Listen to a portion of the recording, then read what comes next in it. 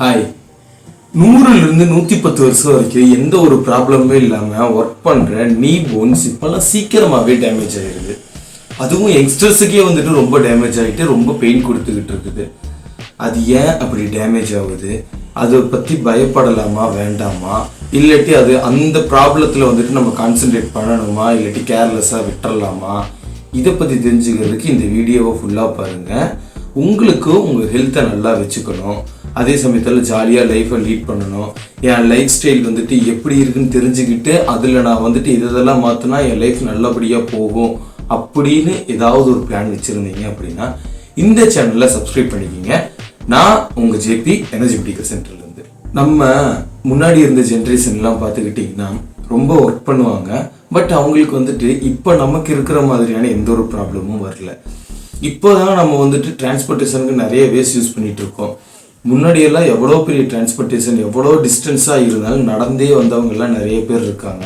ஆனால் அந்த ஜென்ரேஷனில் இருந்தவங்களுக்கு கூட இப்போ இருக்கிற அளவுக்கு நீ டேமேஜ் கிடையாது. அதே சமயத்தில் இப்போ எந்த அளவுக்கு மூட்டு தேய்மானம் இருந்துச்சோ அதே அளவுக்கு அந்த ஜென்ரேஷன்லையும் கிடையாது, அதுக்கு முன்னாடி இருந்த ஜென்ரேஷன்லையும் கிடையாது. இதுக்கான ரீசன் இன்னும் யோசிச்சிருக்கீங்களா? எஸ், நம்ம இப்போ எடுத்துக்கிற சாப்பாடாகட்டும் நம்மளோட லைஃப் ஸ்டைல் ஆகட்டும் எல்லாமே மாறிடுச்சு. அதனால் நம்மளோட ஹெல்த்தில் இந்த மாதிரி சின்ன சின்ன ப்ராப்ளம்ஸ் அப்படின்னு சொல்லிட்டு நம்ம கேர்லெஸ்ஸாக விட்டுறலாம். பட் அப்படி நீங்கள் கேர்லெஸ்ஸாக விட்டுறதுனால பின்னாடி அது உங்களுக்கு ஒரு பெரிய ப்ராப்ளம் ஆகி பெரிய இஷ்யூ ஆகி அதுக்கு நீங்கள் ரொம்ப பெரிய அமௌண்ட்டை செலவு பண்ணி ரெக்கவர் பண்ண ட்ரை பண்ண வேண்டிய ஒரு சுச்சுவேஷனுக்கு நம்ம தள்ளப்படுறோம். இது இல்லாமல் இருக்கணும்னு நினச்சிங்க அப்படின்னா அது ஸ்டார்டிங்லேயே பார்த்து அதை எந்த அளவுக்கு சரி பண்ண முடியுமோ அந்த அளவுக்கு சரி பண்ணிவிட்டு உங்கள் லைஃப்பை நம்ம இதுக்கப்புறம் இப்படித்தான் லீட் பண்ணணும்னு ஒரு ஐடியா இருந்துச்சுன்னா அதை அப்படியே லீட் பண்ண ஆரம்பிச்சிருங்க. அதுக்கப்புறம் ஸ்ட்ரெயின் பண்ணி அதை எக்ஸ்ட்ராவாக டேமேஜ் பண்ணாதீங்க. அண்ட் இப்போ என்னென்ன ரீசனுக்காக மூட்டு வலி வருதுன்னு சொல்கிறேன், நீங்கள் தெரிஞ்சுக்கங்க. மொத்தமாக 2 ரீசன் தான் இருக்குது. ஒன்று என்ன அப்படின்னா உங்களுக்கு ஜாயிண்ட் டீஹைட்ரேஷன் சொல்லுவாங்க. அந்த ஜாயிண்ட் டீஹைட்ரேஷன், அதுக்கப்புறம் லிகமெண்ட் டேமேஜ்.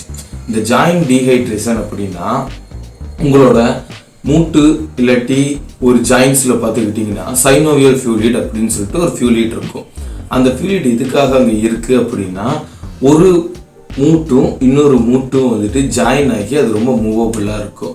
அந்த மூவபிள் ஏரியாவில் ஒரு இடத்துலேருந்து இன்னொரு இடத்துக்கு நம்ம மூவ் பண்ணுறப்போ அது அதிகமான ஒர்க் பண்ணும். அந்த ஒர்க் டைம் அதிகமாக இருக்கிறப்போ அந்த இடத்துல டிஸ்டன்ஸ் கம்மியாகியோ இல்லாட்டி அந்த ஃபியூலிட் கம்மியாக இருந்துச்சுனாலோ ஒரு போன் இன்னொரு போனோட தேய்மானம் ஆகும். அந்த தேய்மானம் இன்னைக்கு இல்லைனாலும் பின்னால் ரொம்ப பெரிய ஒரு ப்ராப்ளமாக வரும். உங்களால் எழுந்து நிற்கிறதுக்கே கஷ்டப்படுற அளவுக்கு இங்கே நிறைய பிரச்சனைகள் வர்றதுக்கு காரணங்கள் இருக்குது. அதுக்கு ஏன் அப்படின்னா அந்த சைனோவியல் ஃபியூலிட் கொஞ்சம் பேஸ்ட் மாதிரி இருக்கும்.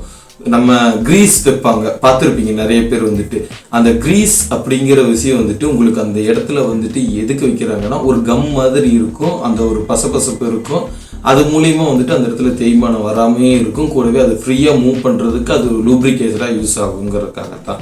அந்த லூப்ரிகேஷன் கரெக்டாக நடக்கணும் அப்படின்னா நீங்கள் அந்த அளவுக்கு அந்த இடத்த கிரீஸ் வைக்கணும்னு சொல்லிட்டு நிறைய பேருக்கு தெரிஞ்சிருக்க மாதிரி நம்ம உடம்புல சைனோவியல் ஃபியூலிட் ஒரு கிரீஸ் மாதிரி ஆக்ட் ஆகும். ஸோ ஒரு போன் இன்னொரு போனோட ரியாக்ட் ஆகும். அந்த இடத்துல மூமெண்ட் ஒன்று நடக்கிறப்போ அந்த இடத்துல தேய்மானம் வராமல் பாதுகாக்கிறதுக்காகவும் கூடவே அந்த போன்ஸோட ஹெல்த்தை ரொம்ப முடிஞ்ச வரைக்கும் அது சேஃபாக வச்சுக்கிறதுக்கு இந்த சைனோவியல் ஃபியூலிட் இருக்குது.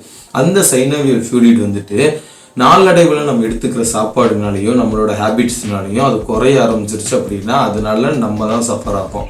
முடிஞ்ச வரைக்கும் அதை நீங்கள் பார்த்துக்குங்க. அண்டு லிகமெண்ட் டேமேஜ், ஜவ்வு டேமேஜ் ஆகிறதுன்னு சொல்லுவாங்க. அந்த ஜவ்வு அப்படிங்கிற விஷயம் போன்ஸுக்கு நடுவில் இருக்கும். அந்த சைனோவியல் ஃபியூலிட் அதே மாதிரி போன்ஸுக்கு நடுவில் ஜவ்வும் இருக்கும். அந்த ஜவ்வோட தரம் கொஞ்ச நாள் ஆனதுக்கப்புறம் அந்த ஜவ்வோட ஹெல்த் கம்மியாச்சுனாலோ இல்லாட்டி அந்த ஜவ்வில் ஏதோ ஒரு டேமேஜ் ஆச்சு அப்படின்னாலோ கண்டிப்பாக நம்மளால் டாலரேட் பண்ணிக்க முடியாத அளவுக்கு பெயின் வரும். அது அன்கன்ட்ரோலபிளாக இருக்கும். நம்மளால் அதை மேனேஜ் பண்ணிக்கவே முடியாது அப்படிங்கிற ஒரு சுச்சுவேஷனில் நம்ம மாட்டிக்குவோம். இதே இல்லாமல் இருக்கணும்னு நீங்கள் நினச்சிங்க அப்படின்னா அந்த ப்ராப்ளமும் வராமல் தடுக்க ட்ரை பண்ணுங்கள். இன்கேஸ் அது வந்துருச்சு என்ன பண்ணுறது அப்படின்னு சொல்லிட்டு யோசிக்காமல் தயவு செஞ்சு உங்களோட ஹெல்த்து மேலே கான்சென்ட்ரேட் பண்ணி அதை சரி பண்ணிக்கிங்க. இல்லைன்னா பின்னாடி அது ஒரு பெரிய ப்ராப்ளமாக வரும். லேக்ஸ் கணக்கில் செலவு பண்ணால் தான் அதை நீங்கள் ரெக்கவர் பண்ணவும் முடியும். அப்படியே ரெக்கவர் பண்ணாலும் பழைய மாதிரி வராது. இந்த உலகத்திலேயே நிறைய மிராக்கிள்ஸ் நடந்துகிட்டு இருக்குங்க. அந்த மாதிரி ஒரு பெரிய மிராக்கிள்ஸ் வந்துட்டு நம்ம உடம்புலையுமே நடக்கும். அது மட்டும், அதாவது மிராக்கிள்னு நான் வந்துட்டு ப்ரொமோட் பண்ணுறது என்ன அப்படின்னா, நம்ம உடம்புல டே டு டே லைஃப்பில் நடக்கிற எல்லாமே மிராக்கிள் தான். ஒரு ஹார்ட், இத்தினோண்டி இருக்கிற ஒரு ஹார்ட் நம்ம உடம்புல இருக்க 5 லிட்டர் பிளட்டையுமே எல்லா பக்கமே வந்துட்டு டிரான்ஸ்போர்ட் பண்ணுற அளவுக்கு பம்ப் பண்ணுறது ஒரு பெரிய மிராக்கிள் தான். இந்த ஒரு மிஷினாக இல்லாட்டி வேற ஒரு இதாக பார்க்காம அதை நான் தான் சரி பண்ணணும் அப்படின்னு சொல்லி நீங்கள் யோசிக்க ஆரம்பிச்சிங்க அப்படின்னா உங்களுக்கு நிறைய ஹெல்த் ப்ராப்ளம்ஸ் வராது. கூடவே நிறைய ஹேபிட்ஸையும் நீங்கள் கட் பண்ணிடுவீங்க. ஏன் நான் இப்போ இதை பற்றி பேசுகிறேன் அப்படின்னா, இருக்கிறதுலையே இந்த உலகத்துலேயே ரொம்ப எக்ஸ்பென்சிவான விஷயம் உங்களோட உடம்பும் உங்கள் உடம்புல இருக்கிற ஆர்கன்ஸும் தான். அதை பாதுகாப்பாக வச்சுக்கிட்டீங்க அப்படின்னா உங்களால் எதை வேணாலும் சக்ஸஸ்ஃபுல் பண்ண முடியும். அதை பாதுகாத்துக்கிறதுக்கு நீங்கள் தான் இன்றைக்கி அந்த ஸ்டெப்ஸை எடுக்க வேண்டியது வரும். ஸோ யோசிக்காதீங்க, இன்றைக்கி அந்த ஸ்டெப்ஸை எடுத்துருங்க. சரிப்பா, இப்போ வந்துட்டு எனக்கு அந்த மாதிரி ப்ராப்ளம் இருக்கா இல்லையான்னு நான் எப்படி தெரிஞ்சுக்கிறது அப்படிங்கிற கேள்வி உங்களுக்கு இருந்துச்சுன்னா, நீங்கள் நடக்கிறப்போ எப்போவாவது ஒரு மாதிரி சவுண்டு உங்களோட ஜாயின்ஸில் வருதா அப்படின்னு சொல்லிட்டு நோட்டீஸ் பண்ணுங்கள்.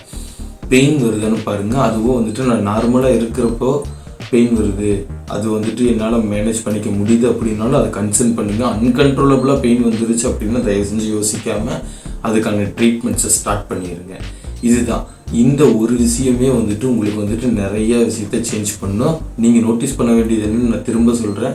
உங்களோட ஜாயின்ஸில் சவுண்டு வருதான்னு பாருங்கள். மூவ்மெண்ட் பண்ணுற டைமில் பெயின் வருதான்னு பாருங்கள். டாலரேட்டபுளாக இருந்தாலும் சரி, அன்டாலரேட்டபுளாக இருந்தாலும் சரி வருதான்னு பாருங்கள்.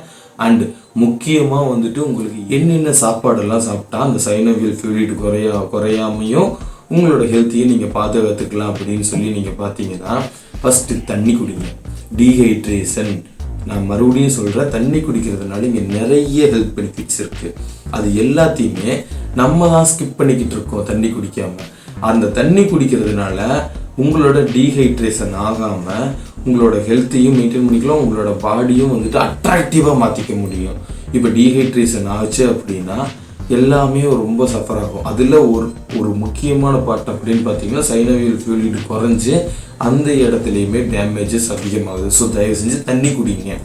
ரெண்டாவது, மில்லட்ஸ், அதாவது தவிடு நிறைந்த சத்து கொண்ட மில்லட்ஸ். இப்படி சொல்கிறேன் அப்படின்னா இந்த சமையரிசி, வரகு அரிசின்னு சொல்லிட்டு இந்த மாதிரியான ஃபுட்ஸ் எல்லாம் வந்துட்டு நீங்கள் எடுத்துக்கிறப்ப வந்துட்டு கண்டிப்பாக உங்களோட ஹெல்த்தில் ஒரு பெரிய கிராஜுவல் டெவலப்மெண்ட் தெரியும். ஆனால் அதை நம்ம பண்ண முடியறதில்லை இப்போ இருக்கிற சுச்சுவேஷனில். ஈவன் நானுமே இது நாள் வரைக்கும் பண்ணதில்லை. பட் இன்னிலிருந்து நான் செய்யணும்னு நினைக்கிறேன். நீங்களும் செய்ய ஆரம்பிச்சிட்டா உங்களோட ஹெல்த் ரொம்ப நல்லா இருக்கும்னு நான் நினைக்கிறேன்.